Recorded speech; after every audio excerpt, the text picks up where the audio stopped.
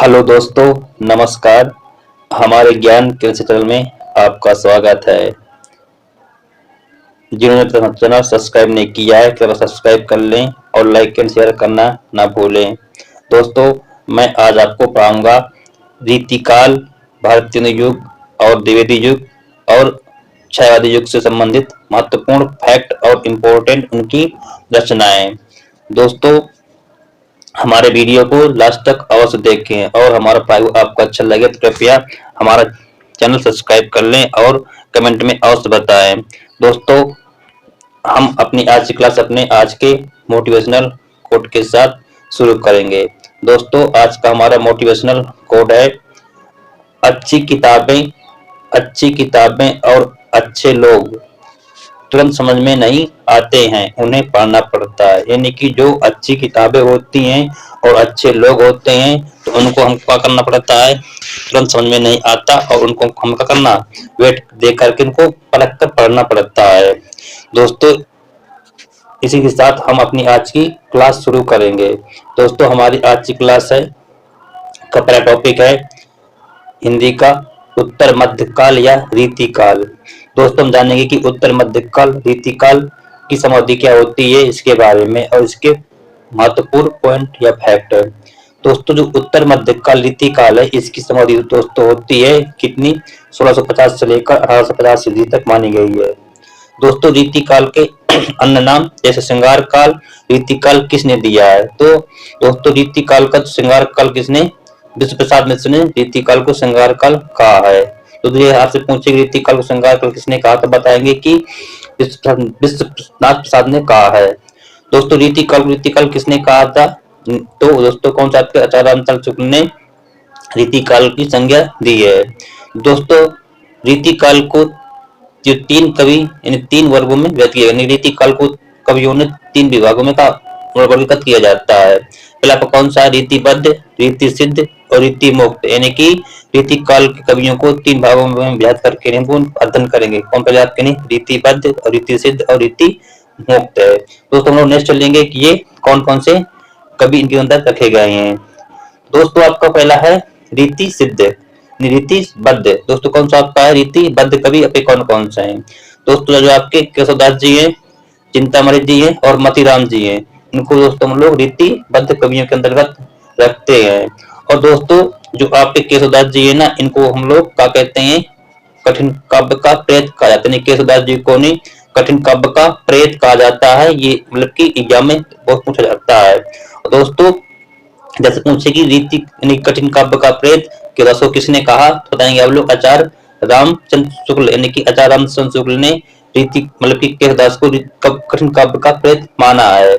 दोस्तों, जो इनकी किसकी, केशवदास जी की क्या, रामचंद्रिका जो आपकी कृति है, इस कृति को नहीं छंदों का अजायब घर कहा जाता है। यानी आपसे पूछे कि छंदों का अजायब घर किसको कहा जाता है, तो बताएंगे आप लोग कि केशवदास की कृति कौन सी है, रामचंद्रिका, उसको हम लोग छंदों का अजायब घर कहते हैं। दोस्तों, हम लोग नेक्स्ट चलेंगे। नेक्स्ट आपका कौन सा है, रीति सिद्ध कवि। कौन सा है दोस्तों, रीति सिद्ध कवि। बेटा कौन से होते हैं आपके, तो यहाँ पे कौन जाएंगे, बिहारी और रसनिधि को रीति सिद्ध कवि कहा जाता है, उनके अंदर रखते हैं। दोस्तों, आपका कौन सा नेक्स्ट है, रीति मुक्त कवि। रीति मुक्त कवि कौन सा आपके हैं, घनानंद और आलम और ठाकुर। दोस्तों, ये आपकी क्या है, रीति मुक्त कवि के अंतर्गत रखा गया है। दोस्तों, हम लोग नेक्स्ट चलेंगे। नेक्स्ट तो आपकी क्या है कि रीतिकाल की कुछ महत्वपूर्ण क्या कृतियां हैं, रचनाएं हैं। दोस्तों, जो आपकी रामचंद्रिका, कवि प्रिया और रसक प्रिया, विज्ञान गीता। दोस्तों, किसी कृतियां आपकी केदार जी की क्या कृतियां हैं, कौन कौन सी, एक बार दोबारा रिकॉल करेंगे हम लोग। रामचंद्रिका, कवि प्रिया, रसक प्रिया, विज्ञान गीता, किसी कृतियां आपकी केदार जी की कृतियां हैं। दोस्तों, हमको इनको याद रखना है। दोस्तों, आपकी कौन सी है, बिहारी सतसई, ये भी क्या रीतिकाल की का महान क्या कवि बिहारी जी, ठीक है। दोस्तों, कृति क्या आपकी बिहारी सतसई है। और दोस्तों, इनकी मतलब बिहार सतसई में लगभग 700 क्या है, दोहे इसमें क्या मिलते हैं, किसकी, बिहार सतसई में बिहारी जी की कृति में। दोस्तों, नेक्स्ट आपका कौन सा है, शिवराज भूषण, शिवबावनी, छत्रसाल दशक। दोस्तों, किसी कृति आपकी नहीं, भूषण जी क्या है ये, मतलब कि महाकवि भूषण जी की कृति है, कौन कौन सी आपकी नहीं, शिवराज भूषण, शिवबावनी, छत्रसाल दशक दोस्तों किसकी, महाकाव्यभूषण की क्या ये कृतियां हैं। दोस्तों नेक्स्ट आपका कौन सा है, सुदामा चरितम बेटा किसकी कृति है आपकी नहीं।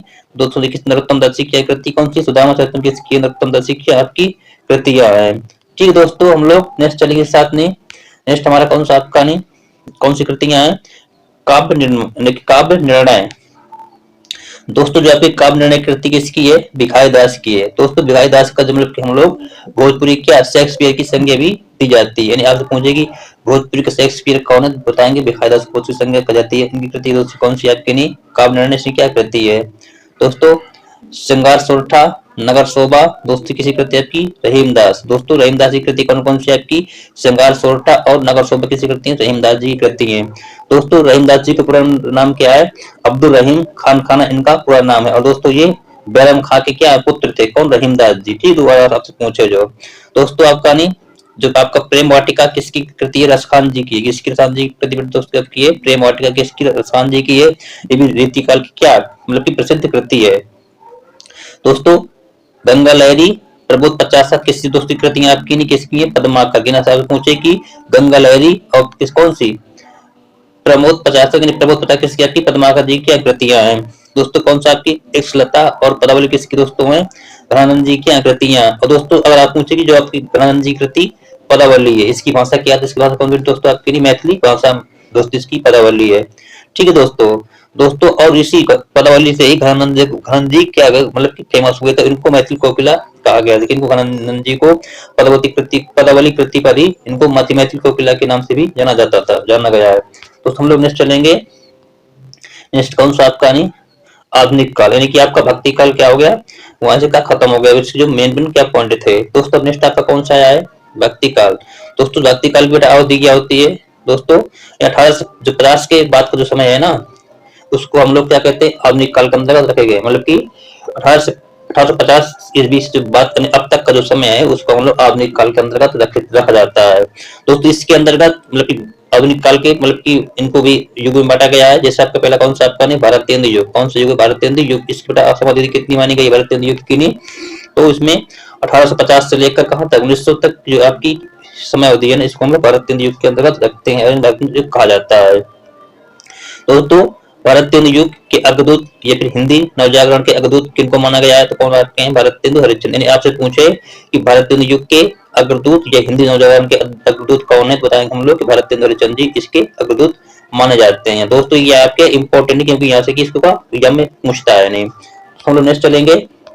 नेक्स्ट आपका क्या है कि भारतीय युग की प्रमुख रचनाएं कौन कौन सी हैं और रचनाकार कौन है, यानी कि भारतीय युग के प्रमुख रचनाएं और उनके रचनाकार के बारे में हम लोग क्या करेंगे, जानकारी लेकिन मतलब कौन कौन सी हैं। दोस्तों आपका नेक्स्ट पहला कौन सा आपका नहीं, प्रेम माधुरी, प्रेम मलिक, प्रेम सरोवर, प्रेम फुलवारी, विजय पताका, फूलों का गुच्छा। दोस्तों किसकी कृतियां आपकी नहीं, तो ये किसकी है, भारतेंदु किसकी है, हरिश्चंद्र की क्या आपकी कृतियां। अगर आप पूछे ये वाली किसकी है, भारतेंदु की हरिश्चंद्र की कौन कृतियां हैं, कौन कौन सी बात दोबारा कल कर लेता हूं मैं कि प्रेम फुलवारी, प्रेम मलिका, प्रेम सरोवर, प्रेम फुलवारी और विजय पताका, फूलों गुच्छा और कौन सी प्रेम माधुरी किसकी कृतियां आपकी, भारतेंदु हरिश्चंद्र की कृतियां हैं। दोस्तों आप नेक्स्ट है मयंक महिमा, अलौकिक लीला। दोस्तों किसकी कृतियां आपकी हैं, तो किसकी आपकी, बद्री नारायण किसकी, प्रेम घन की क्या आपकी, ये महत्वपूर्ण क्या है, कृतियां हैं। दोस्तों तुमको क्या करना है, याद रखना है, रचनाएं हैं। तो तुम नेक्स्ट चलेंगे। नेक्स्ट आपका कौन सा है, कौन सी कृति आपकी मैंने, तो आपके दोस्तों कौन सी आपकी, प्रेम पुष्पावली और कौन सी, श्रृंगार विलाप। दोस्तों किसकी कृतियां महत्वपूर्ण कृति किसकी है, प्रताप नारायण मिश्र जी की क्या ये महत्वपूर्ण कृतियां हैं। दोस्तों हम लोग नेक्स्ट चलेंगे। नेक्स्ट आपका कौन सा है, पावस पचासा और हो हरि। इन दोस्तों कृति किसकी है, फेमस कृतियां हैं, किसकी हैं, तो किसकी, अंबिका दत्त व्यास की क्या ये फेमस कृतियां हैं, किसकी, अंबिका दत्त व्यास की नहीं। दोस्तों हमको क्या करना, इनको याद रखना है। दोस्तों हम लोग नेक्स्ट चलेंगे। नेक्स्ट आपका कौन सा टॉपिक है, द्विवेदी युग। कौन सा आपका नहीं, द्विवेदी युग। तो दोस्तों आपका भारतीय युग क्या होगा, वहां से समाप्त हुआ। अब हमारा नेक्स्ट कौन सा पॉइंट आ गए, द्विवेदी युग आ गए, यानी कि जाने हम लोग द्विवेदी युग के मतलब किसकी समाधि कितनी है और द्विवेदी युग के अंदर महत्वपूर्ण मतलब पॉइंट कौन कौन से हैं। दोस्तों जो आपका द्विवेदी युग है ना, इसकी मतलब कि इसको 1900 से लेकर 1920 तक की जो समाधि को हम लोग क्या कहते हैं, द्विवेदी युग कहते हैं। कितना, 1900 से लेकर 1920 तक की जो समाधि को हम लोग द्विवेदी युग कहते हैं। ठीक दोस्तों जो अब द्विवेदी युग है ना, इसका जो नामकरण है ना, तो दोस्तों जो आचार्य क्या महावीर प्रसाद द्विवेदी हैं, इनके नाम पर ही क्या द्विवेदी का नाम पड़ा है, यानी कि द्विवेदी युग का नाम आचार्य महावीर प्रसाद द्विवेदी के नाम पर ही रखा गया है या पड़ा है। ठीक है दोस्तों, द्विवेदी युग को अन्य जिसका अन्य नाम बेटा क्या आपका नहीं जागरण सुधार काल, यानी कि द्विवेदी युग को नहीं जागरण सुधार काल भी कहा जाता है। आपसे पूछे कि जागरण सुधार काल किसे कहा जाता है, बताएंगे द्विवेदी युग को जागरण सुधार काल कहा जाता है। तो तुम नेक्स्ट चलेंगे, नेक्स्ट आपका कौन सा है कि द्विवेदी युग की मतलब की महत्वपूर्ण क्या है लेखकों की रचनाओं के बारे में हम जानेंगे। दोस्तों आपका नहीं कौन है पहला कौन आपका है मैथिली शरण गुप्त, यानी कि हम लोग मैथिली शरण गुप्त के बारे में मतलब की इंपॉर्टेंट फैक्ट जानेंगे। दोस्तों जो आपके मैथिली शरण गुप्त जी है ना, तो क्या द्विवेदी युग के क्या सबसे प्रसिद्ध क्या कवि हैं, कौन द्विवेदी युग मतलब कि मैथिली शरण गुप्त जी को नहीं द्विवेदी युग का सबसे प्रसिद्ध कवि माना जाता है। दोस्तों द्विवेदी युग को नहीं क्या राष्ट्र कवि के नाम से क्या भी फेमस है, यानी कि द्विवेदी युग मतलब कि मैथिली शरण गुप्त है ना, इनको राष्ट्र कवि भी कहा जाता है। दोस्तों ये आपसे पूछे कि राष्ट्र कवि किन्हें कहा जाता है, बताएं हम लोग मैथिली शरण गुप्त को राष्ट्र कवि कहा जाता है। और ये क्या है द्विवेदी युग के सबसे प्रसिद्ध क्या है कवि है। दोस्तों द्विवेदी मतलब कि मैथिली शरण गुप्त की बेटा प्रथम कृति कौन सी आपकी यानी रंग में भंग, यानी आपसे पूछे कि द्विवेदी युग की प्रथम कृति कौन सी था, हम लोग रंग में भंग है। इन मतलब इनकी रचना कितने 1909 में रचना ऐसी की थी, कितने मैथिली शरण गुप्त ने इनको रचना की थी, कब 1909 में इस रचना की थी रंग में भंग की। दोस्तों इसके अलावा मैथिली शरण गुप्त की अन्य रचनाएं भारती, जयद्रथ वध, पंचवटी, साकेत, यशोधरा, जय भारत, विष्णुप्रिया, यानी आपकी किसकी आपकी कृतियां ये मैथिली शरण गुप्त यानी कि मतलब की फेमस क्या है कृतियां, इनको हम लोग करना है याद रखना है। ठीक है दोस्तों, दोस्तों हम लोग नेक्स्ट चलेंगे, नेक्स्ट कौन सी आपकी कृतियां हैं प्रिय प्रवास, वैदेही वनवास, पद्म प्रसून, चुपते चौपते, दोस्तों कैसी कृतियां आपकी हैं ये अवधेश सिंह उपाध्याय हरिवंश की क्या कृतियां हैं। ठीक दोस्तों जो आपके यहाँ पर क्या है प्रिय प्रवास है ना, तो इसको हम लोग क्या कहते हैं ये खड़ी बोली क्या प्रथम महाकाव्य, इसको भी संज्ञा दी जाती है इसको प्रिय प्रवास को नहीं। और दोस्तों हम लोग नेक्स्ट चलेंगे, नेक्स्ट आपका कौन सा आपका नहीं वनाष्टक, जर्ज वंदना, दोस्तों कृषि कृतियां आपके नहीं श्रीधर पाठक की क्या महत्वपूर्ण क्या आपकी कृतियां कौन कौन सी वनाष्टक और जर्ज वंदना किसके श्रीधर पाठक की है। दोस्तों नेक्स्ट कौन सा आपका नहीं पूजा फूल, करण कुसुम किसी कृतियां आपकी ये मुकुट पांडे की आज फेमस कृतियां, हमको उनका करना याद रखना है कि कौन कौन सी आपकी नहीं पूजा फूल और कर्ण कुसुम किसकी मुकुट पांडे की क्या है कृतियां हैं। दोस्तों जो आपकी कौन सी मृत्युंजय किससे कृति आपकी तो किस बताएंगे राय देवी प्रसाद पूर्ण, यानी कि आपसे पूछे मृत्युंजय किसकी कृति है तो इसकी आपकी यानी राय देवी पूर्ण की ये प्रसिद्ध कृति है। दोस्तों दूसरे शब्द क्या होता है द्विवेदी युग की क्या होती है महत्वपूर्ण पॉइंट क्या होते हैं समाप्त होते हैं। दोस्तों आपका नेक्स्ट कौन सा आपका नहीं छायावाद युग, कौन सा दोस्तों आपका नहीं छायावाद युग, तो जाने हम लोग छायावाद की मतलब की अवधि कितनी कितनी दोस्तों 1918 से लेकर 1936 ईस्वी तक के जो समय है इससे हम लोग क्या कहते हैं छायावाद युग कहा जाता है, यानी कि आपसे पूछे कि 1918 से लेकर 1936 तक के जो समय अवधि है इसको हम लोग छायावाद युग के अंतर्गत रखते हैं, छायावाद युग कहा जाता है। दोस्तों छायावाद का दोस्तों अर्थ क्या होता है रहस्यवाद, किसका छायावाद का दोस्तों अर्थ क्या होता है रहस्यवाद होता है, जिसको मतलब किसने मुकुट पांडे ने मतलब कहा, यानी कि मुकुट पांडे ने छायावाद का अर्थ रहस्यवाद बताया है। दोस्तों अगर आप पूछे कि छायावाद के प्रवर्तक कौन है तो बताएं हम लोग कि छायावाद के प्रवर्तक कौन है जयशंकर प्रसाद, यानी कि छायावाद के प्रवर्तक इनको जयशंकर प्रसाद को माना जाता है। ठीक है दोस्तों हमको क्या करना याद करना रखना है। दोस्तों नेक्स्ट आपका क्या है कि छायावाद के कवि चतुष्ट, यानी कि छायावाद के चतुष्ट है कवि कौन कौन से इनको हम करना याद करना क्योंकि आपका क्या मोस्ट इंपोर्टेंट। ठीक दोस्तों क्योंकि पूरा छायावाद इन्हीं की कवियों के आधार पर क्या है पूरा आधार इन्हीं का है मतलब कि ठीक दोस्तों। दोस्तों जो आपके प्रसाद निराला पंत और महादेव वर्मा, दोस्तों ये क्या आपके ये चार कवि ऐसे हैं जिनको हम लोग छायावाद के अंतर्गत चतुष्टय की क्या संज्ञा दी गई इनको नहीं दोस्तों को हमको करना है याद रखना है कौन कौन से प्रसाद निराला पंत और महादेव वर्मा को। ठीक दोस्तों हम लोग नेक्स्ट चलेंगे, नेक्स्ट आपका कौन सा है प्रसाद की काव्य कृति। दोस्तों जिसमें दिया काव्य की नहीं कि प्रसाद की प्रथम काव्य कृति, प्रसाद की प्रथम काव्य कृति कौन सी थी कौन सी कृति उर्वशी, किसकी उर्वशी ने जयशंकर प्रसाद की प्रथम काव्य कृति कौन सी है तो हम बताएंगे कि उर्वशी, यानी कि बोल सकते हैं कि प्रथम रचना कुल मिला के। ठीक है तो कौन सी आपकी उर्वशी है इन्होंने 1909 में कब 1909 में इसको का रचना इसी की थी काव्य कृति रचना की थी। दोस्तों यदि आपसे पूछे कि छायावाद की प्रथम काव्य कृति या फिर प्रसाद की प्रथम छायायुगीन कौन सी काव्य कृति दोस्तों कौन सी आपकी नहीं झरना है। कौन सी आपकी झरना। दोस्तों बेटा दोनों में अंतर क्या है कि एक प्रसन्न थी और एक बेटा की छाया जो युगीन कवि प्रसाद जी की। कौन सी आपकी झरना है, इन्होंने इसको 1918 में किसकी रचना की थी, किसकी, झरना की नहीं। दोस्तों नेक्स्ट क्या आपका नहीं प्रसाद ने जयशंकर प्रसाद की क्या अंतिम काव्य कृति दोस्तों कौन सी आपकी कमायनी। दोस्तों कमायनी का भी 1937 में इन्होंने का लिखा था। दोस्तों अगर से पूछे कि जयशंकर प्रसाद की अंतिम काव्य कृति कौन सी, तो कौन सी आपकी कमायनी है। दोस्तों ये क्या आपका नहीं एक महाकाव्य है। अगर आप पूछे कौन इसकी विधा क्या है, तो दोस्तों यहाँ पर क्या है, महाकाव्य विधा है इसकी कमायनी की। और दोस्तों जो आपका ये है ना, तो क्या दोस्तों ये आपका क्या सबसे क्या है प्रसिद्ध, यानी कि सर्वाधिक प्रसिद्ध काव्य है, यानी कि जयशंकर प्रसाद का सर्वाधिक प्रसिद्ध काव्य कौन सा आपको बताएंगे, तो क्या आपका नहीं कमायनी है। ठीक दोस्तों। और दोस्तों जो आपकी कमायनी है दोस्तों पात्र क्या है इसके अंतर्गत, मनु, श्रद्धा और ईरा, यानी कि अगर आप पूछे कि कमायनी जो आपका महाकाव्य उसके पात्र कौन कौन से दोस्तों बताएंगे, मनु, श्रद्धा और ईरा इसके क्या पात्र हैं। और मतलब इसकी रचना किसने की थी, जयशंकर प्रसाद ने इसकी रचना की थी। और ये क्या थी आपका महाकाव्य था और जयशंकर प्रसाद की अंतिम रचना थी।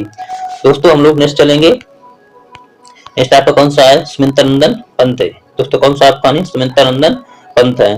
दोस्तों के बारे में हम लोग जानेंगे।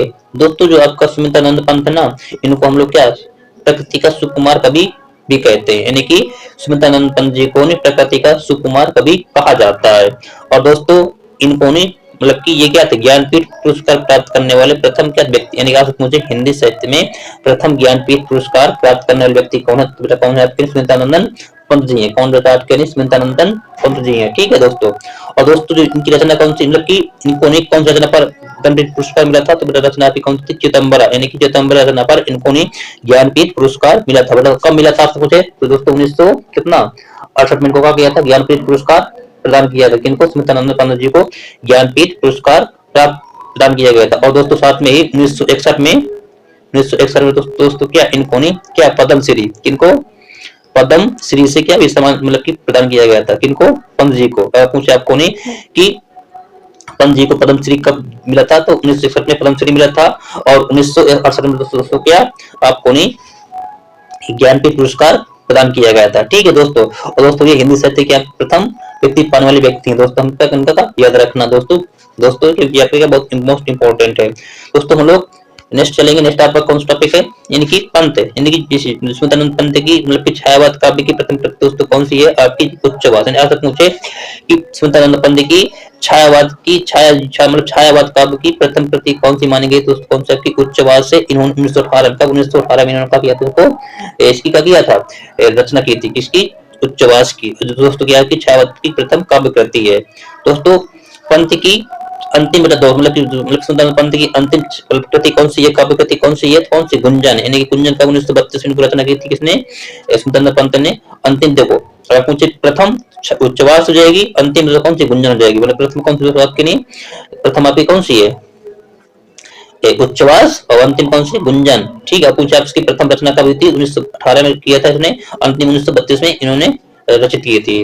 तो हम लोग नेक्स्ट चलेंगे। नेक्स्ट आपका कौन सा आपका नहीं छाया मतलब कि छाया युगीन रचना एवं रचनाकार, यानी कि छाया युगीन रचना और रचनाकार दोस्तों कौन कौन सा इसमें आपके नहीं कि प्रमुख दोस्तों, उर्वशी, वन मिलन, कानन कुसुम, प्रेम पथिक, करुणालय, झरना, आंसू, लहर, कमायनी। दोस्तों जो आपकी कृति किसकी आपकी है, जयशंकर प्रसाद जी की क्या है आपकी कृतियां हैं। कौन कौन सी एक बार फिर रिकॉल करूंगा मैं, उर्वशी, वन मिलन, कानन कुसुम, प्रेम पथिक, करुणालय, झरना, आंसू, लहर, कमायनी। दोस्त किसी कृतियां आपकी नहीं जयशंकर प्रसाद क्या है महत्वपूर्ण क्या कृतियां, इनको हम क्या करना है याद रखना है। ठीक दोस्तों। उसमें से आपका कौन सा है, अनामिका, परमिल, गीतिका, तुलसीदास, राम की शक्ति पूजा जो आपकी कविता है दोस्तों किसकी आपकी इंदिरा जी की क्या है काव्य कृतियां हैं। कौन कौन सी आपकी नहीं अनामिका, कौन कौन सी आपकी अनामिका, परमिल, गीतिका, तुलसीदास और राम की शक्ति पूजा किसकी आपकी निराल जी की क्या है ये काव्य कृतियां हैं दोस्तों, क्या है बहुत क्या इंपॉर्टेंट, इनको याद रखना है दोस्तों। कौन सी नेक्स्ट है, विसर्जन, अमृत और विष दोस्तों की कृति किसकी है, शंकर भट्ट जी की क्या है ये काव्य कृतियां हैं। तो हम नेक्स्ट चलेंगे। नेक्स्ट हमारा क्या आपका नहीं कौन सी आपकी नहीं है उच्चवास, यानी कि उच्चवास, वीणा, पल्लव, गुंजन, युगांत, युगवाणी, ग्राम्य पतझड़, लोकायतन। दोस्तों किसकी काव्य कृतियां आपकी, किसकी आपकी, स्मितानंदन पंत की आपकी ये काव्य कृतियां कौन कौन सी, उच्छ्वास, वीणा, पल्लव, गुंजन, जुगांत, युगवाणी, ग्राम्य और पतझड़। दोस्त किसकी आपकी नहीं, या किसकी है, स्मितानंदन पंत की है काव्य कृतियां। दोस्तों में से आपकी क्या, लोकायतन और आपकी क्या है, आपकी उच्छ्वास और वीणा, ये पल्लव। दोस्तों ये आपकी क्या इंपॉर्टेंट है अधिकतर। दोस्तों नेक्स्ट आपका कौन सा है, निहार, रश्मि, निर्जा, संध्या गीत और यमा। दोस्तों टॉपिक क्या है आपकी ये, महादेव वर्मा की आपकी प्रसिद्ध काव्य कृतियां। और दोस्तों इन्हीं में किसमें जो आपकी यमा रचना है ना, इसके लिए महादेव वर्मा को क्या किया था, ज्ञानपीठ पुरस्कार का प्राप्त, कौन सा पुरस्कार, ज्ञानपीठ पुरस्कार का वो उसको प्राप्त हुआ था नहीं। और दोस्तों मीराबाई जी को नहीं, मीराबाई जी को क्या कहते हैं, मीराबाई जी को आधुनिक मीरा के नाम से भी जाना जाता है। आपसे पूछे कि आधुनिक मीरा कौन है, तो मीराबाई जी आधुनिक मीरा के नाम से जाना जाता है। दोस्तों हम लोग नेक्स्ट चलेंगे, नेक्स्ट आपका क्या है कि कौन सी, पुष्प की अभिलाषा, हिम तरंगड़ी और हिम किरीट, इसकी दोस्त काव्य कृतियां ये किसकी आपकी, माखनलाल चतुर्वेदी की आपकी ये काव्य कृतियां। आपसे पूछे कि पुष्प की अभिलाषा, हिम तरंगड़ी और हिम किरीट किसी काव्य कृतियां की, माखनलाल चतुर्वेदी की ये काव्य कृतियां हैं। दोस्तों माखनलाल चतुर्वेदी को क्या एक भारतीय आत्मा के नाम से भी क्या जाना जाता है, आपसे पूछे एक भारतीय आत्मा उपनाम किसका है, बताएं हम लोग कि माखनलाल चतुर्वेदी का एक भारतीय आत्मा के नाम से भी जाना जाता है।